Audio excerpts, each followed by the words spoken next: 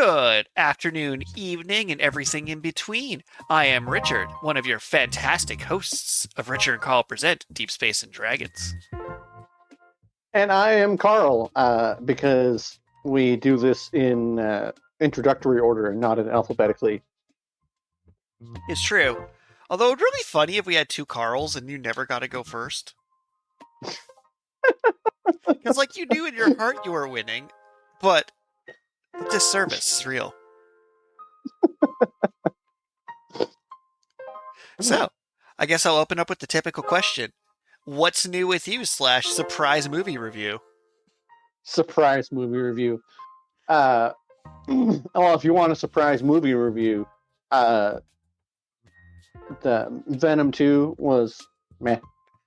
They didn't lean hard enough into it being a rom-com. So, and it just felt a little bit rushed because they kept it at a tight 90 minutes. I mean, it's kind of funny that that's now a tight...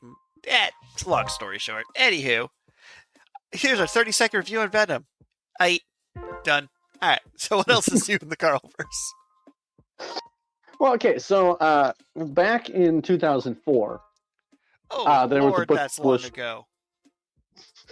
There was a book published. It was called Darkly Dreaming Dexter. And in 2006, it got adapted into the hit television show Dexter, about a serial killer who works as a blood spatter analyst,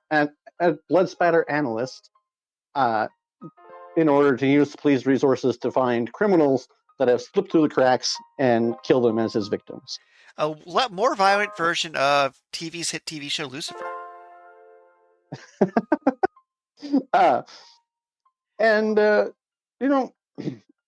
Apparently the main Dexter series, the show, has 8 seasons. Yes, and I've heard 6 of them are good. 6 of them are good. Any particular seasons that are noted as particularly bad, or... So, there's some deep irony about me as a person. And this might go into my what's new with me section, might not, but serial killer show make me queasy, me never watch. Fair enough. And I'm literally in a class on abject horror right now, reading a book about somebody who uses their own blood to write novels. And I'm like, yeah, but it's cool, conceptual. Character pulls out their spine and beats them with it. No problem. Ooh, paper cut, no. Well, I mean, the premise of the entire first season is that there's another serial killer that drains their victim of blood completely, and so the blood spatter analyst is intrigued, but forensically useless. I love it. It's like, which one do you think's a serial killer? Well, not the creepy guy who lives alone and never hangs out with us, who studies blood. Oh, no.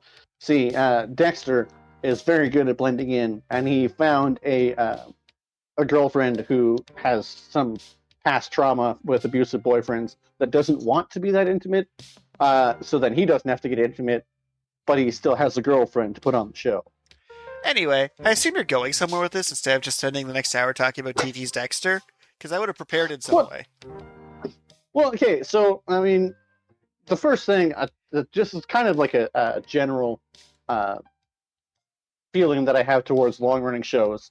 I feel like it's maybe around 3 seasons where I start to lose interest, because either it becomes repetitive, where it's the same thing happening over and over again and there's not really anything new being added to the story, or it becomes contrived, where it's like Prison Break, for example.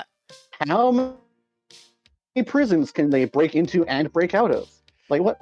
So I will say, like, the TV show community says the ideal length is 6 seasons in a movie. I think that's excessive.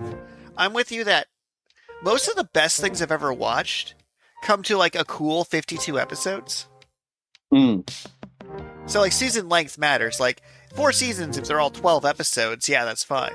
But 4 seasons seems to be, like, your TV show's strong. I don't actually remember how many seasons Breaking Bad was. I think it might be 4, but I would have to double check. In any event, the first season is pretty much 5. a straight adaptation. 4 to 5 then. feels like. It feels right. Although The Breaking first Bad season probably of could have cut a what? season.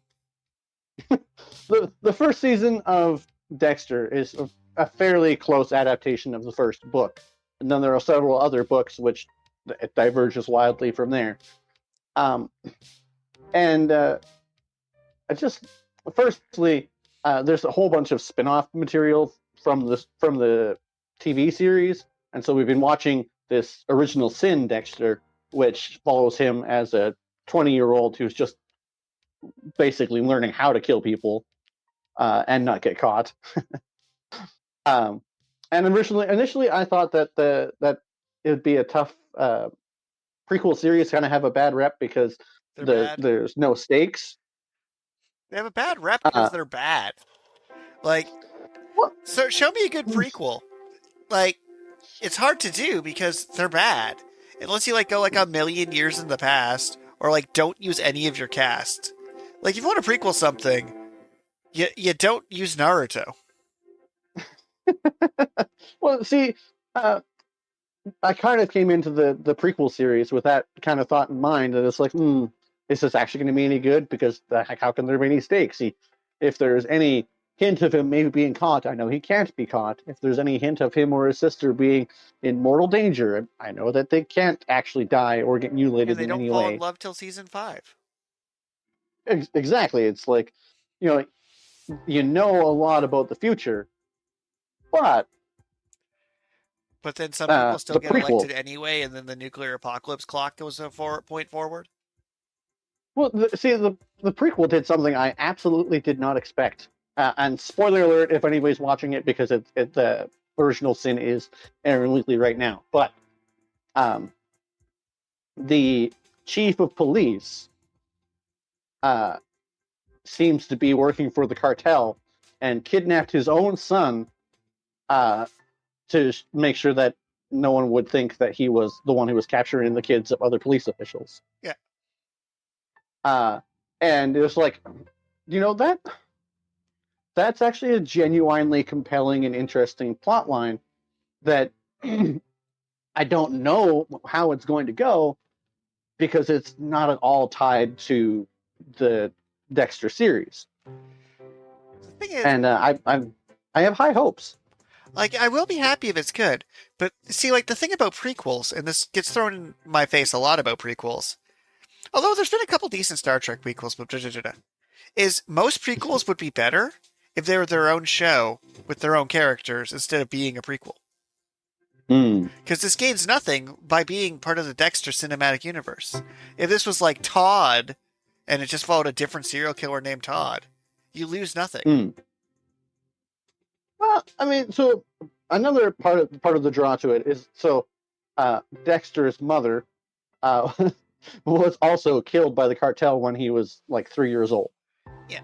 And then a police officer adopted him and realized he was a sociopath and trained him to focus his serial killer tendencies onto people who deserve it. Best quote parenting. unquote. Also the plot of Naruto. Right. And the original series doesn't really elaborate a whole lot on the father's relationship with the mother. That like Dexter, the father's name is Harry, and the original show doesn't really elaborate on Harry's relationship with Dexter's mother. And so there's a lot going on because you're following Dexter as he's learning how to kill. You're following a flashback where Harry is remembering Dexter's mother and how she was an informant for them trying to get the top members of the cartel. And there's tension in this, like, I know she's going to get murdered, but when? So I will say, Chekhov's murder is not the worst strategy there. Right. So, and then, like I said, there's the main storyline where Dexter's learning how to kill, and then the chief of police is secretly that child kidnapper / murderer. And it's like it's complex and nuanced enough, and the stakes aren't really directly tied to Dexter and his family. So I get what you're saying about how it could just be its own show and it doesn't gain a whole lot from being part of the Dexter universe, but there is some intrigue that they managed to pull from it being part of the Dexter universe. But I don't know. When I watched the original Dexter show, though, uh, I ended up I got to season 6 and I just gave up because it was streaming weekly at that point, and wasn't on Netflix yet. And I got kind of tired of the show because, again, like I say, after a certain point, they get kind of contrived. So, like, it's funny, like, the contrived notion of how do we make our story cycle happen to make our plot happen? Oh, what was it? It was like, at what point does it, like, start being the character's fault? Like, I don't want to use One Piece as an example, but, like, in One Piece, every time without fail, they end up in an island fighting the government. It's like, yeah, I don't feel bad for you. Because it's like... Right. Oh, like, I'm trying to think of a good example, because this came up recently where it's like, you come up with increasingly contrived things to make the plot happen. I think it was Delicious in the Dungeon where it's like, okay, you have to make sure a gimmick that all these monsters are edible, but at what point does it become absurd? Right. But now that my fiance has gotten into watching the original Sin show, I'm not. She's almost done watching season 6 of the original show, and then we're actually going to watch season 7 and 8 together because I haven't seen them. But I have to now watch the show, and I'm also going to try and read the books to see just how different they are, because a screenplay requires a different set of technical skills than writing a novel.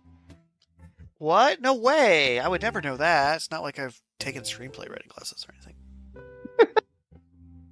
I'm It's not looking like I at literally you, workshopped one today. Man, the second Fantastic Beasts movie, and the third one too, but the second Fantastic Beasts movie, J.K. Rowling wrote the screenplay, but I don't think she actually studied how to write a screenplay, because when you introduce a bunch of characters, you can stop your novel to go and explore their backstories a bit, and learn more about these characters in ways that the current characters don't even necessarily need to know. But it's still interesting, and the flow of the story isn't necessarily disrupted. But there's this scene where they're planning a heist in the movie, the second Fantastic Beasts movie, and it just like stops for this flashback for every single party member, and it's so disruptive to the flow of the movie, because I don't know how you convey that information and how much of that information was even relevant when you have such a so limited screen time, and it's made me a little bit sad because I really enjoyed the first Fantastic Beasts movie, but the other two, where it's like, So, did the this Fantastic novel Beasts writer 2 and 3, I have a deep hatred of, because they stopped being about fantastic beasts and a beast wrangler. Like, they right? became period piece wannabe drama, fanficky, ugh. Just, ugh, it's like, why do you want to be a political thriller? I want to watch a guy ride a Kelpie. What are you doing? It'd be like what? It's like if you did a prequel trilogy for Star Wars and had to talk about trade unions instead of pew pew zoom zooms.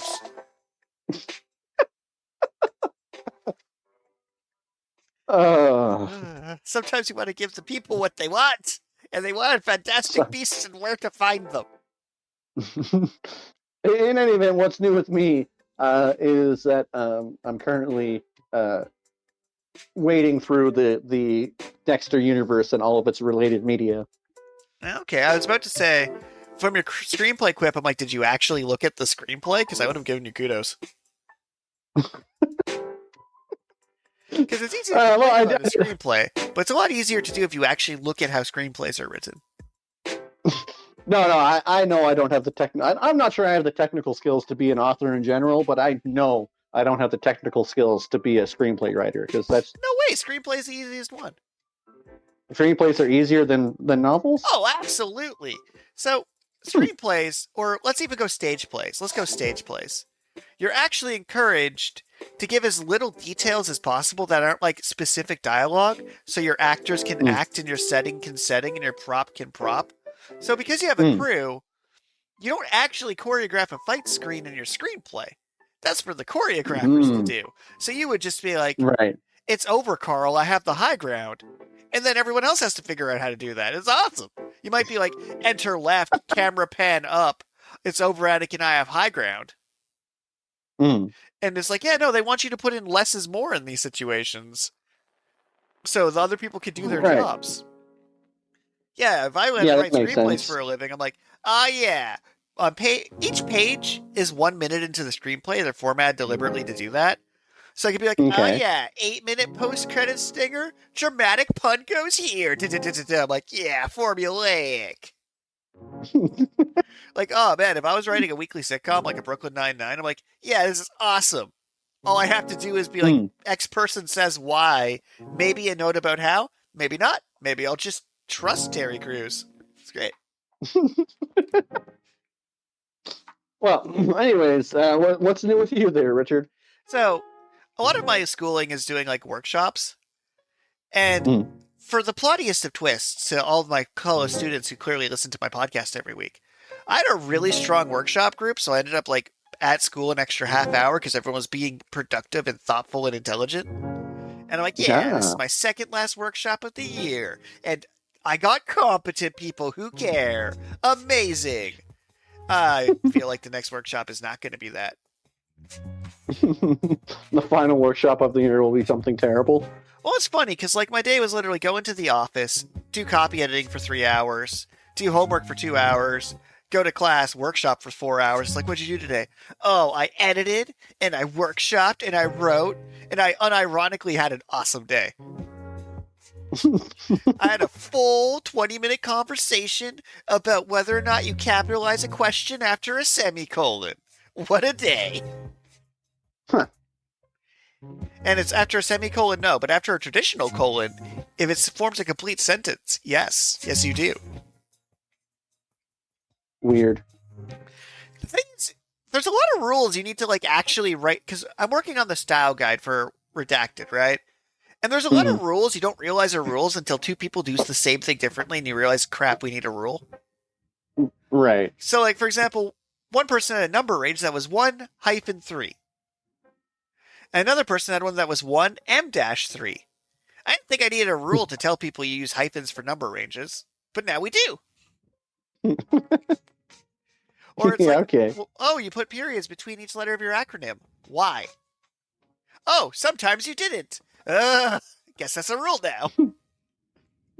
So there's a lot of that. And like, I like when the universe gives me a thing to hyper focus on and send rage to that has no feelings. Because it's like, yeah, I'm going to get mad at the practice cards. It's their fault. Not the people who wrote them. They're long gone. Doesn't matter. The card itself is my enemy. How dare it? How dare it have such a weak use of white space? Kerr. How dare it start 3 out of 4 bullet points with I? Oh, that's rough. Right? Like, you gotta fix it. And then you're like, do I add that to the rule? It's like, no, there's no way that'll come up often. I guess it does. I should probably put that in the best practices document. Shouldn't have to tell someone this, but you know. There's lots of things that you think you shouldn't have to tell someone, but then it turns out they do. So, you know the symbol on your above the tab key, the like squiggly line thing, and I'm not actually sure what punctuation that is? Okay. Someone was using one of those, and I wasn't sure how to Google what it is.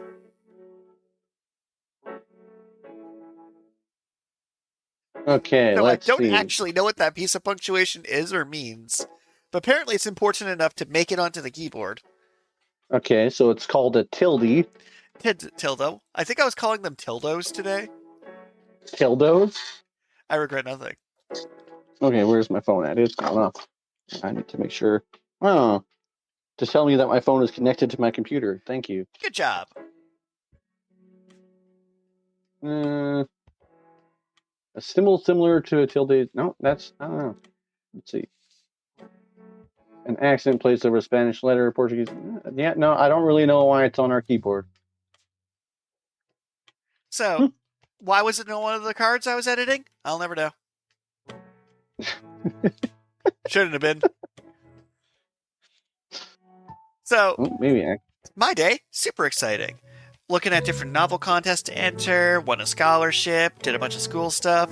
All's in all, for a good day. And that does sound like a good day.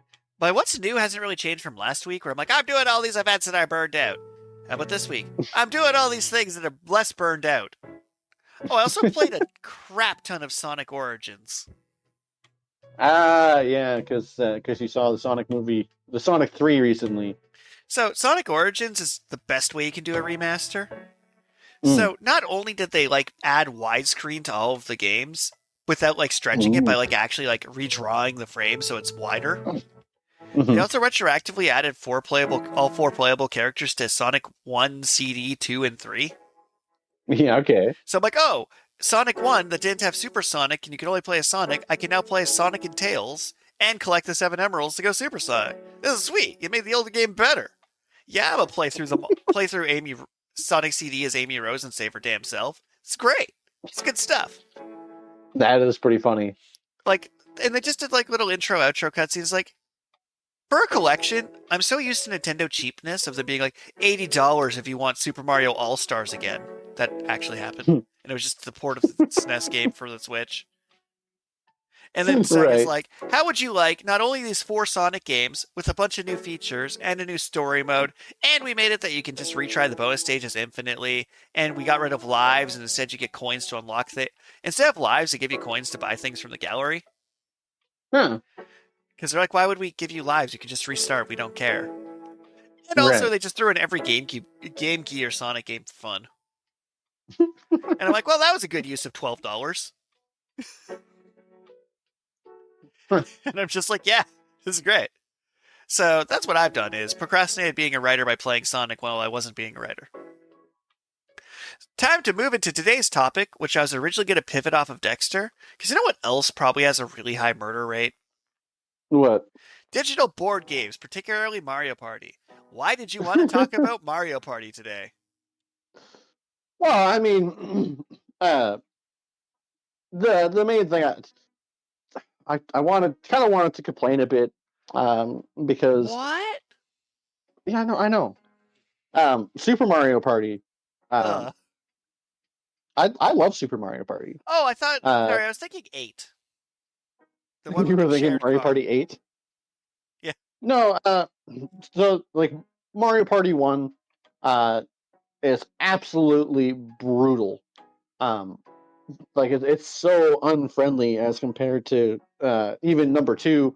Number 3 is kind of where they hit their stride with their formula of how characters interact on the map and how the map interacts with characters, and I feel like is a tried and true formula that they just stuck with up till Mario Party 9, I think, is the last one before Super Mario Party.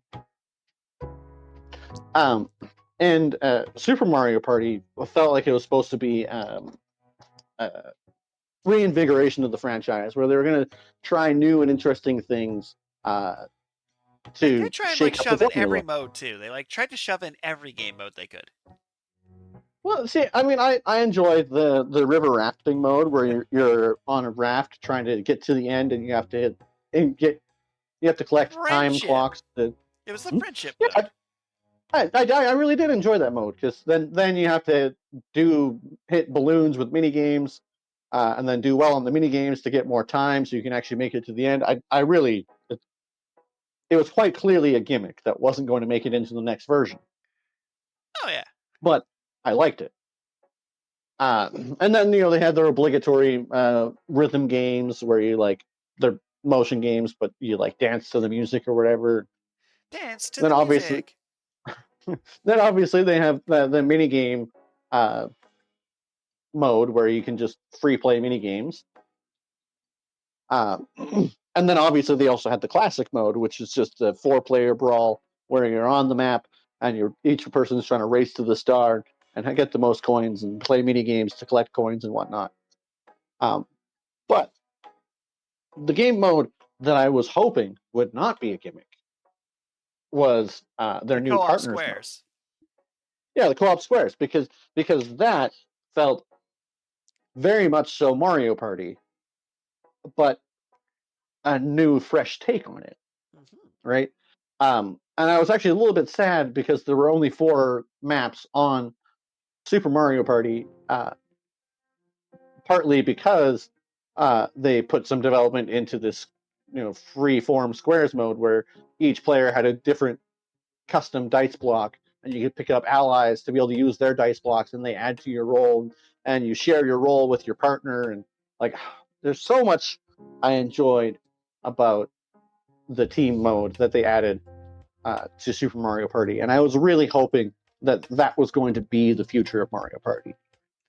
So, Um, to pivot off that pretty smoothly, because like Super mm, Mario Party is a game that comes up a few times when like I have mm, gatherings at my friend's house and things like that. Like it's a good game for that, even though it has like the mm, mix of like motion controls and classic mini games. mm. And the thing is though, Super Mario Party kind of did its job too well. When they announced a game after that, I'm like, why would I bother? I already have a Mario Party. Mm-hmm. But more importantly, it's like still debatable whether or not it's actually like better. You know, like sometimes you're like, is Mario Party 3 because it's janky and terrible actually the better game? Because you're trying to play it semi-tipsy with your friends to begin with? Well, I mean, like I say, if I wish they had invested more resources into the free movement mode, because that was fresh and interesting. Uh, but with the release of Super Mario Party Jamboree, which basically Super Mario Party 2, Yep. uh, they cut the teams mode.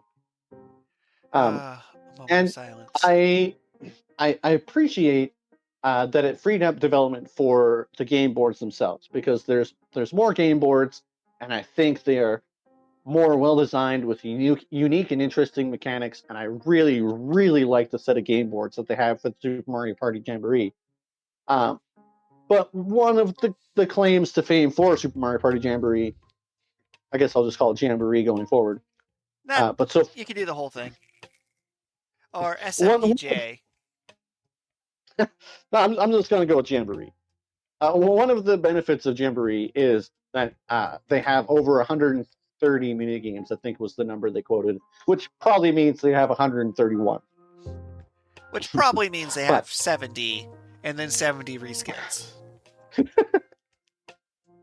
well, see, for whatever reason, some of the motion mini games, it's like they really like this one particular motion where you're like twisting and turning the controller to like try and pedal a tricycle. Mm-hmm. And they try to use that as often as they can, it seems. And I just can't figure out that motion. I don't know what they're trying to actually get me to So I'm do. going to make a hot take here. The Switch put out all of its best games within the first 2 years and Mm-hmm. hasn't put out a single good game in the following 7. Yeah, okay. Because it's like Breath of the Wild, amazing. Breath of the Wild 2, Mm. Electric Boogaloo, not actually better. Mario Kart, Right. peak, stop there. Smash Bros, peak, stop there. Then they just kind of Mm. capped out. Like, other than like Pokemon Legends Arceus, they just kind of were done. Yeah, I mean, I guess that's fair. I mean, I'm still excited for the Switch too, but I'll back to see. I'm not right now. I might be when they announce the right software. Jamboree. Um, I don't know why this became part of the development ethos, Oh, but because everyone at Nintendo who's over the age of 70 needs to retire. but there's also a lot of mini games where it's last man standing or first person to get to the finish, right? And for some reason, when the last man is still standing, uh, they let that player go as far as they want to or can go. That's a choice. So the other players, the other players have been knocked out, and the last player is like, you know what? I feel like being a jerk, and I'm just going to do my best to actually make it to the end and make you guys watch me, even though the game knows that I've already won. Because if you just kill yourself in the minigame, You die in real don't life. unload yourself. But anyways, if you just end the minigame early, you still get full credit for being the victor of the minigame. And then they kind of expanded on the idea of the allies that add to your dice roll and have special abilities. I don't even know if I like that mechanic. I'll get back to you. I'm kind of 50-50 on it, how it worked in Super Mario Party, because they were clearly powerful, but there's so much variance that nothing that you do in the game actually guarantees that you'll win, unless you manage to get like 4 more stars than the opposing team. But like you need a pretty significant gap in stars to actually be able to guarantee that you're going to win, because there's just so much variance, and that's actually kind of part of what I like about the game, is that it feels like there's strategy and your choices matter. But then at the end of the day, even someone who didn't really do very good throughout the game can still win. Which is why. So my friend Cassie, who I'm just going to dox here on this podcast, is a relatively competitive gamer, contrary to her entire ambiance as a human being. So when we were playing Flamecraft a few weekends ago, and we got to the end where it was like either me or her or one other player that would win, the hatred's real. But the thing is, people like that take a lot of psychic damage in Mario Party, because they can lose to a player who hasn't been thinking at all, and they don't mind losing to a player who's been thinking. I'm much the same way. I'm throwing Cassie under the bus to describe my own foibles. I am fine losing at Mario Party to someone who's actively been trying to beat me at Mario Party. I don't like losing at Mario Party to someone who hasn't been trying to beat me at Mario Party.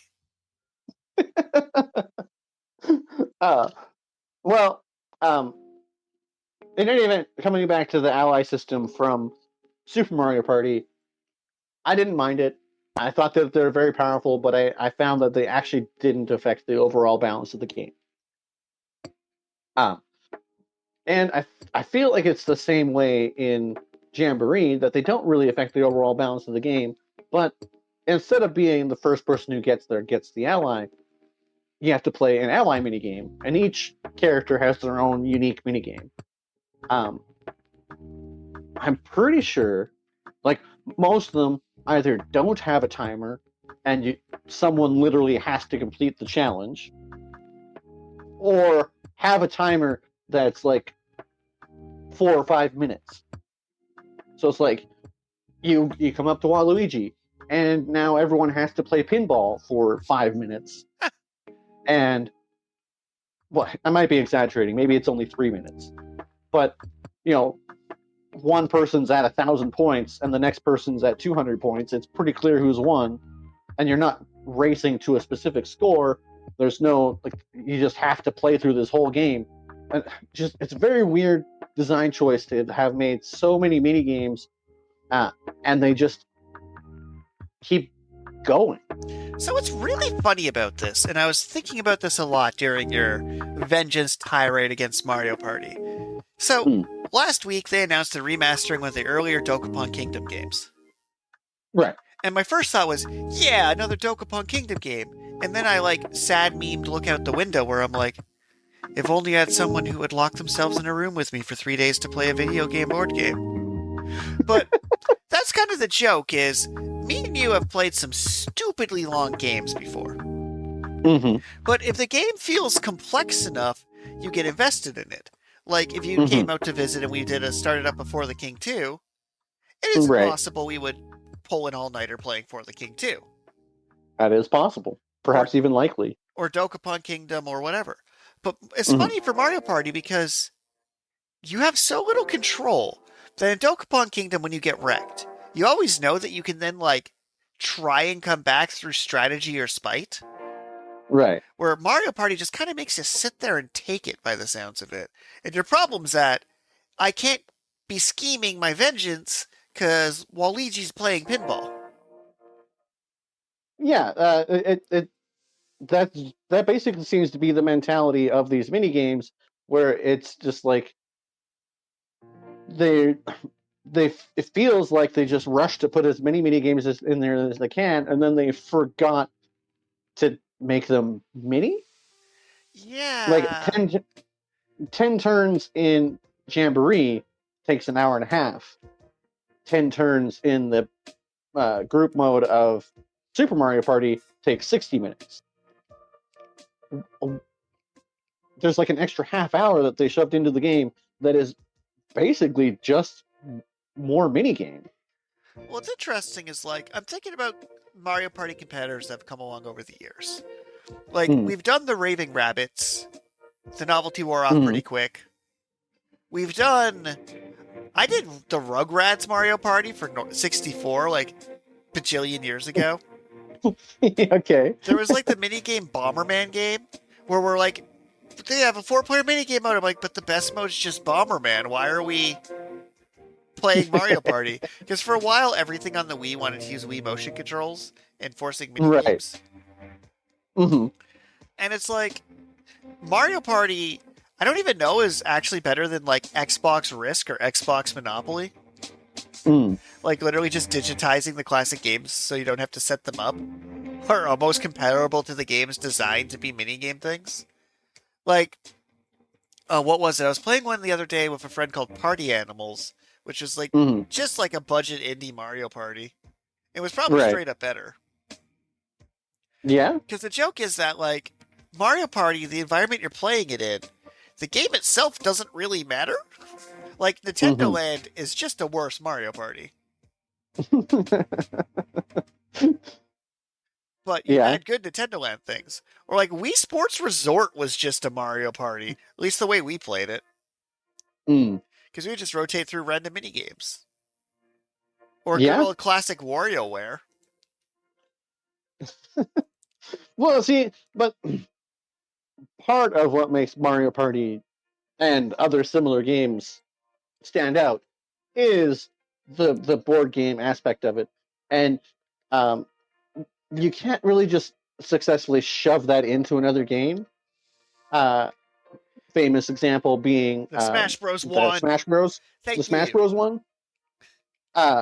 It didn't really function. Like, they're like, yeah, it's a board game, but no, Smash Bros. Is not a board game. It's not meant to be a board game. You can't just add that in and expect it to actually be good. I mean, it could have been, though, because they half-assed it. Like, the board was just the carts that go in a circle. Like, they didn't commit.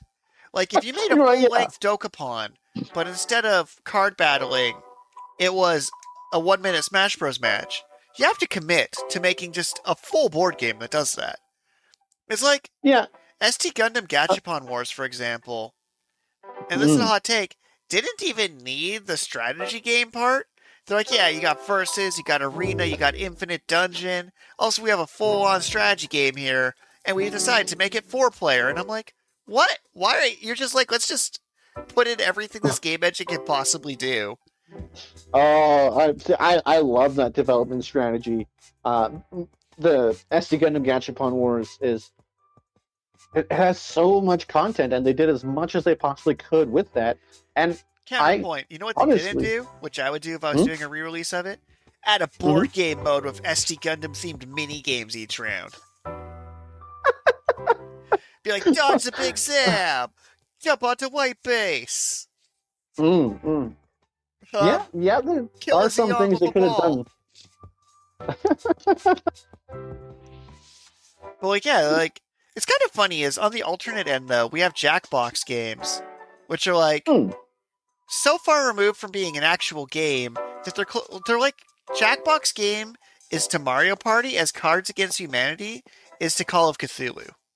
Like, they're just ice-breaking party games at that point. Like, Jackbox is literally, we took drinking games and made them digital games instead. Yeah, but they're great for but I their own mean, reason.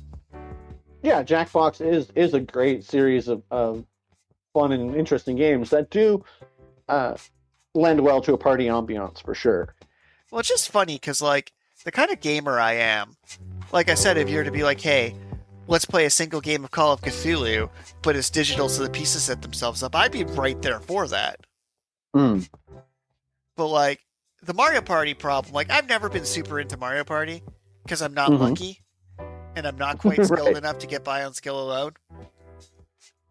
Uh, well, see, another one of my critiques about Jamboree, um, for sure, 1, 2, and 3, Mario Party. Winning mini games, it didn't guarantee that you would win the game, but it had a huge impact Yeah, on how likely you were to win. as it Um, should. particularly in Jamboree, I will get that mini game award every time. It's like, you're the mini game champion, That's right. but we didn't give out a star for it, so you didn't get any bonus for that. And you still lose, even though you won pretty much every mini game.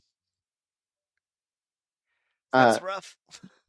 yeah, and it's kind of uh, annoying.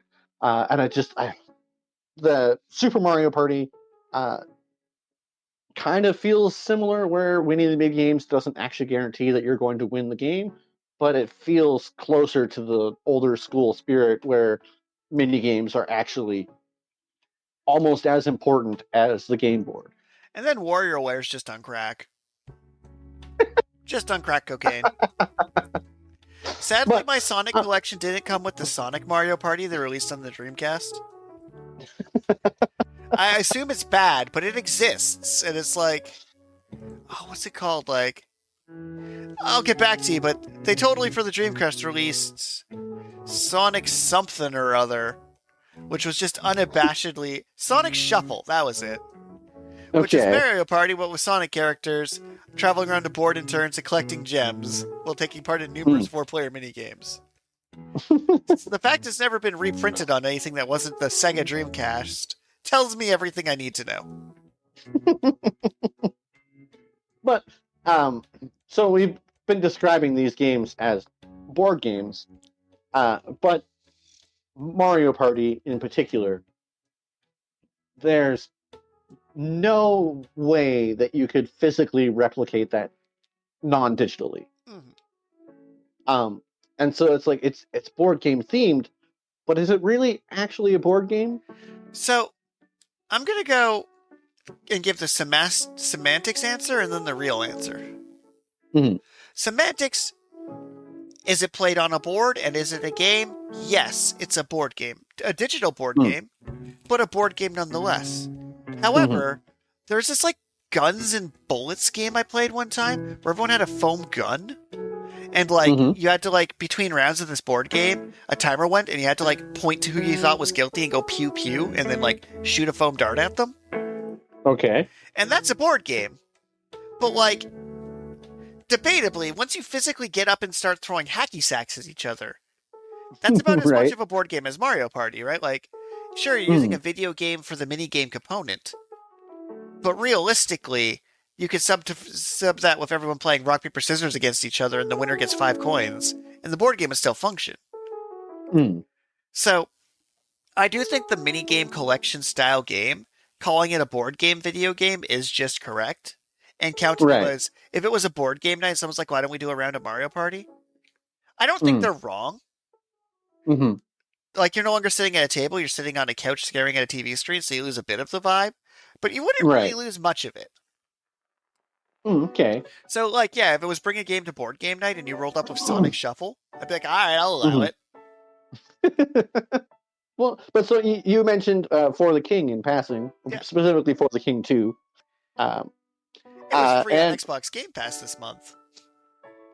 it's I would say that also falls into a similar category where it's a board game, but that one kind of interests me because there's so many fewer hidden choices and things that are just impossible to replicate in real life, because you see the number of checks that you need to make based on what stat what your probability of that stat is, and it's basically all dice rolls. So you could theoretically recreate that entire game as a physical board game.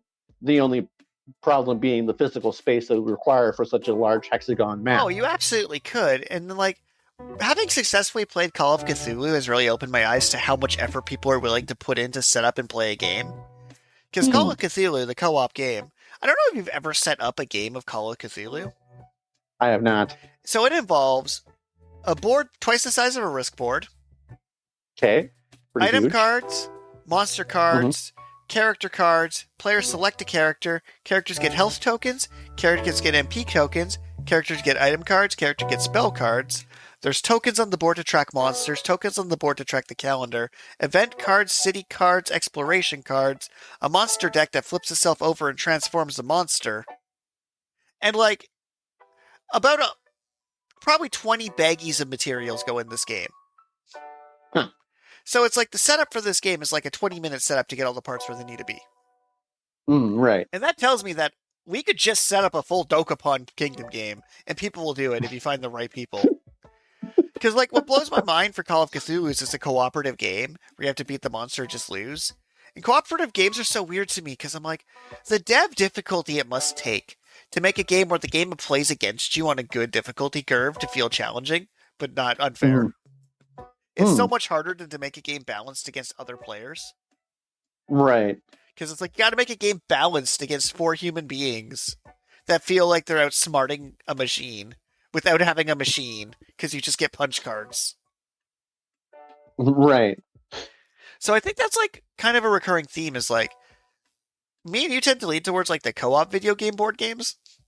Right. Or co-op competitive. Dokapon Kingdom is actually totally just cut through, but it appears like it's cooperative until it's not. It is the longest of long con games ever made.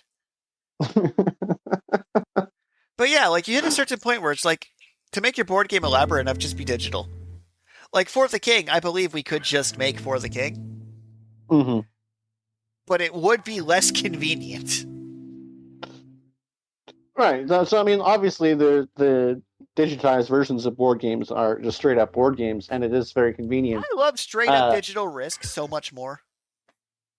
Because I have a button that just speed battles the 2 territories. I kind of want to change Risk a bit. I had this idea where to make Risk more efficient, you got the number of faces on your dice equal to the troops that were there, and they scaled up on dice size, and you both rolled to see how many of the other sides you killed.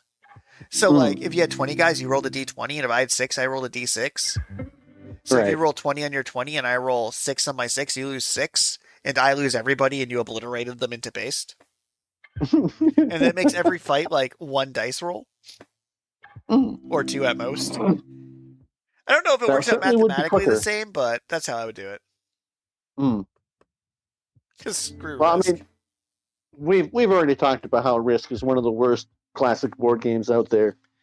Yet it's so close to being awesome. I think that's what gets me. It's like the fancy Risk. It's like, as soon as you add some control over this variance, the game gets good again. But classic Risk is just not good. And I've come around on Monopoly. Oh? Well, so first off, if you remove free parking so you're not just getting money added to the system, and you play with a turn limit, especially if you have like a dramatic countdown clock going on, right? It's a reasonably length game because you've got rid of the exploit that made it infinite. Right. And it's a bartering game. Like the variance is 90%, like the variance is probably a quarter of the game. And then it's how well can you barter? Right. I don't know. I've come around on it a bit. Not too much. Like, there's just better games, like Flamecraft is just better Monopoly in every meaningful way. For one thing, you get a dragon owning a bakery.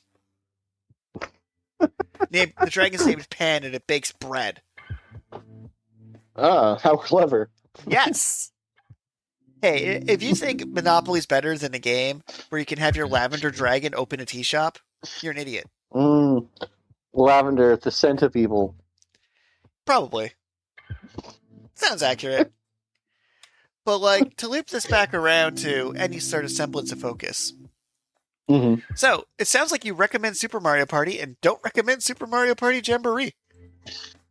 proving my earlier theory that Ugh. Nintendo has not gotten better in the 7 years between those games. Has it been that long since Super Mario Party? I don't know, probably. It's been long enough to be like, if you have a Mario Party and you built the game engine, put in the characters, put in the boards, put in the dice roller, and then you put out another Mario Party, it should just be better in every way, and you shouldn't have to cut anything. It should have the entirety of the last Mario Party in it. Super Mario Party came out in 2018. Mario Party Jamboree came out last year, so there's about 5 years in between the two. Imagine that was your homework. Someone gave you 5 years to go from Super Mario Party to Super Mario Party Jamboree, and you did that, accomplished that. Yeah, that's well.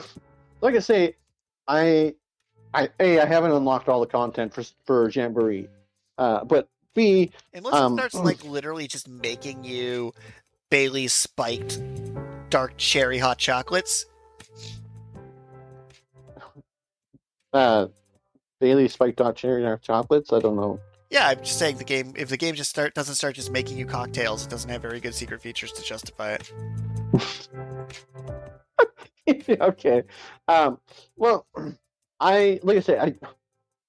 the amount of time they spent developing that team mode for Super Mario Party clearly took away from the amount of time they spent developing their game boards. Yeah. And so I believe that the game boards they have for Jamboree are probably the best game boards in any Mario Party to date. The game boards themselves are absolutely phenomenal. I love them. That is a fun twist. It just sounds like the mini games, on the other hand. Well, like I say, they added 50% more time to your game that appears to just be mini games, and I don't really appreciate that extra half hour of just mini games. So I was looking up similar party games, right? Mm-hmm. And ever go on like a clicking rabbit hole in the background during one of our episodes?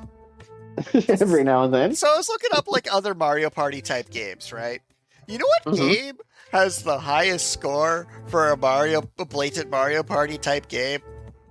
Totally Spies, Totally Party for the Wii has like a 5.5 and a 4.5 respectively. And I'm like, I clicked on this as a bit. If this is actually good, that is hilarious. Video game based on the French-Canadian anime-influenced television series Totally Spies for the PS2 and the Wii. And it's like, wait, if that's actually a good game, that is amazing. Because it should not be. It sounds like we have the Deep Space and Dragons Plays episode coming up. I mean, kinda, yeah, because that sounds hilarious.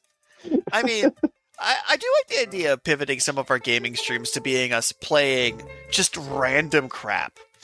Because I'm always on team try this awful game. But yeah, Jamboree seems to have put a lot more focus on the mini games, but the mini games have a lot less impact on the overall game itself, and so it's kind of this paradox of more diversity, more diverse games. You get your dice block changes based on your character mechanic? Oh no, they cut that because that was basically just for the team mode.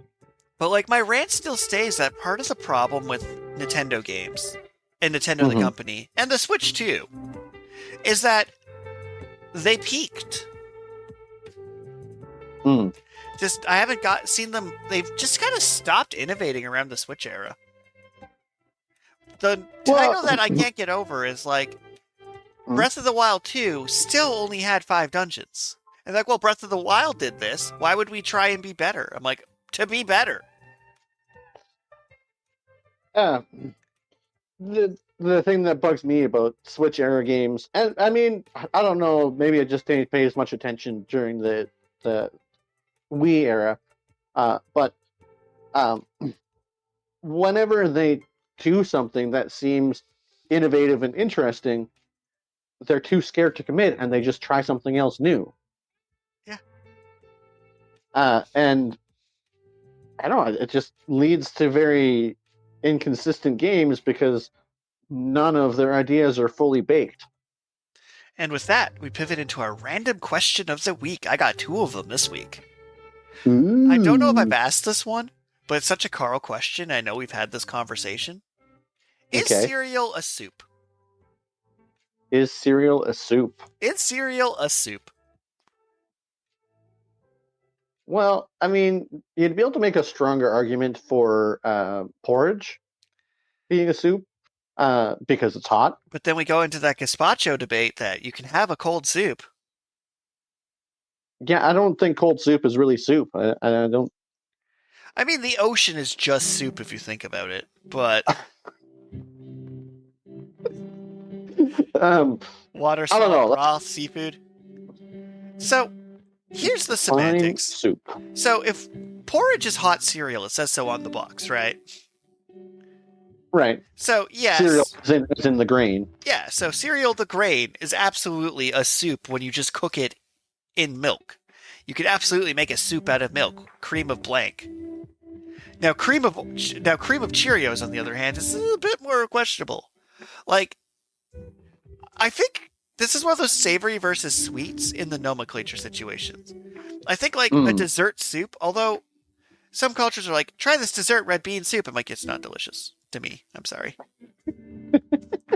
So I'm going to go with cereal is a soup if you fight hard enough for it, but you're really just doing yourself a disservice. It's like, yes, you could get on the stage and debate. Cereal is a soup. Put those examples of cold soups, dairy soups, grain soups, sugary soups. Boom, it's a soup. And I'll be like, cool, if you put it in the soup aisle, no one's going to find it, idiot. So Merriam-Webster defines soup as a liquid food, especially with meat, fish, or vegetable stock as a base, and often containing pieces of solid food. So, I mean, right? Like, you can argue it, but it's not going to help anyone sort it. That by that definition, the milk is a soup. Oh no! Because it has to be base. well, I mean, the definition doesn't even exclusively say it has to have a stock base. It just, or that it has to have everything solid in it. It just says that it's liquid food, especially with meat, fish, or vegetable stock as a base, and often containing solid pieces of food. You know what's crazy though? I'm thinking of these cream soups, but most of them would still have a stock component. Like, I think stock would have been the secret to preventing this nonsense. If you're like, nah, exactly. To be a soup, it has to have a stock. And if it's not from the champagne reason, it's just sparkling Cheerios. It has to be from the soup region of France, or it's just sparkling Cheerios. That was the joke. I botched that joke so hard and still got the laugh. So, yay. But I think we're in consensus. That it is a soup and we hate it? I mean, by this Merriam-Webster's definition, yes, it is a soup. I'm just but we both disagree. The Richard appeal to semantics. Attention listeners, picture me turning to face the camera directly. Perfect. Listen. Just because something is technically true doesn't make it relevantly true. If you have to argue for an object to be in a category, but you went into a store and put that object in that category and no one could find it there, you're ethically wrong. So if you say, like, Sailor Moon is a mecha anime, no one's going to find Sailor Moon in the mecha anime category. If you say, actually, Superman is an alien, so it should be in the sci-fi movie, technically sure, but you should just make a superhero category. That's like a third of all movies now. And they're like, yeah, Wolverine and Deadpool is a romantic comedy. I'd be like, you're not wrong, but they're going to look in that superhero section. So do us all a favor, and just because you can actually something, put it on the shelf where people can find it. Don't actually put your pizza pockets in with the Pop-Tarts. Don't actually put your hot dogs in with the taco meat. Okay, guys? We can do better as a society. Don't be like, coffee is a 3-bean smoothie, so I'm going to put cans of coffee with the lentils. Ethically, yes, you can put coffee with the beans, but just put it in the breakfast aisle. But so what's question number 2? Does cutting a sandwich diagonally make it taste better? Scientifically, yes. Agreed. Done. It's so funny though, because it's like, So I was about to give a speech about surface area, where when you have the diagonal sandwich, you got the nice point to dip in your, ironically, tomato soup, which is a soup, or your It's Cheerios if you definitely want to be soup. nasty with it. And like it makes a good dipping ratio. It like front fronts the like cheese for the grilled cheese. They look more aesthetically pleasing on the plate. Like, but my question to you is, why? Why would you cut your sandwich diagonally? Like, other than the fact it empirically improves the flavor particles. Um, well, I mean, I'm kind of a savage. I don't cut my sandwich at all. I just dip the whole sandwich in the soup. We're in a But situation where you will be divorced if you don't cut the sandwich. well, see, I might actually I watched a food theory episode actually about Nice. the superior way to I cut your need to pause sandwich. for a completely unrelated tangent. I've also been listening to a lot of cinema wings in the background, which somehow didn't make it to What's New with Richard, where they just point out things they enjoyed in movies. It's been really good for my mental health. Because I watched their like Okay. Wolverine and Deadpool cinema wins, not sponsored, just a fan, and they're like, "Here's things I thought were awesome about it." I'm like, "Oh man, I should watch this before every movie and watch this person just get unreasonably hyped about everything in the movie. That's great." It's like, Ooh, yeah, "Oh, that's look a at good Tails, point. he caught Sonic like this movie poster. That's a win ting." And I'm like, "That is a win." Anyway, back to your soup theory. Well, no, the film theory or food theory did an episode about how to cut sandwiches, and the basic gist of it is that, like you say, if you cut it diagonally, you increase the surface area versus the amount of crust, and it just actually genuinely improves the flavor. But the ideal way to actually cut a sandwich is to cut it in the Y shape, so you get three pieces, because that maximizes your surface area. And then, if you want to maximize your surface area even more, instead of cutting vertically, you cut on a diagonal. So you cut it into Y. The cuts are diagonal, uh, like instead of being perfectly perpendicular to your cutting board, and you'll Oh, maximize the okay. surface area, but still have a structurally sound piece of sandwich that you can eat. So if I were forced to cut a sandwich, I would try to do it the food theory way to make it as to maximize the impact of cutting it versus not. I see. I'm going to put in a third bonus question because we got some good questions in this week, but I Okay. appreciate the why cutting. So here's a fun Mm. one. If fish could scream, would fishing still be popular? Um, So you pull the fish out of the water and it flops around and just screams at the top of its lungs till you beat it to death. okay. Well, I mean, let's play the situation in reverse. Uh, when a Why? human, when a human goes into the water, uh, and they scream, it's not actually like super audible. No, this fish, when we pull it out of the, it's a mandrake situation. The fish gets out of the water and then we just hear it scream. I mean, yeah, I don't think fishing would. It still might be It's popular, still one of the best but food sources. It would be more savage. Like, we would kill those it fish just so much more aggressively. Like, I think it would drastically increase the amount of electro taser fishing we do, or underwater murdering of the fish we do. or you just harpoon it from above and then pull it in. Yeah. Uh, but yeah, I don't know. Like I'm not sure that the screaming would be that unsettling because fish have a hard time breathing in air. All right. And with that, like, we have some good questions. We'll save some of them. But I believe that it would make fishing recreationally less popular, more popular among sociopaths, and the fishing industry would become ridiculously savage. Like, we think we caged chicken is bad. The things we would do if fish could, like, scream for their rights. Well, I mean, catch and release would definitely become less popular. Mm-hmm. But, like, we need fish. It's a food source, a good one. With all those delicious It's batteries and mercury.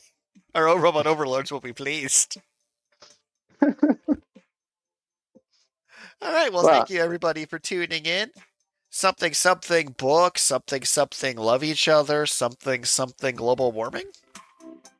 well. I mean, you forgot about the something self care, hydrate, whatnot. You know. exercise, see the sun. Don't test if fish scream. That seems mean. I feel like it's been scientifically proven that they don't scream. Although I'm not sure if anybody has done those experiments with any sort of scientific rigor. Plus, there's some really deep underwater fish. Ooh, that's a good point. But I do enjoy that we're just like just cutting a sandwich to angrily make it taste better. Like, yes, duh, idiot. Wait, the only thing that's nearly as good is when you take too much effort to cut it into like little cubes and do like the stacked fancy sandwiches. We're like, no crust. We cut each sandwich into 4 perfect cubes, then stack them like a psychopath. Yeah, but at that point, you almost need a toothpick to hold your sandwich together. But then you eat it off the toothpick, like a member of the Kingsmen. Bye. Bye. Yeah, one of the cinema win ones I watched was Everything Awesome with the Kingsmen. I'm like, you're right, show. This is an awesome movie. That just has insane choreography for no reason. Oh, I love Kingsman Secret Service. I don't know if I saw the other Kingsman movie, but Fair enough. Maybe next week. well, maybe.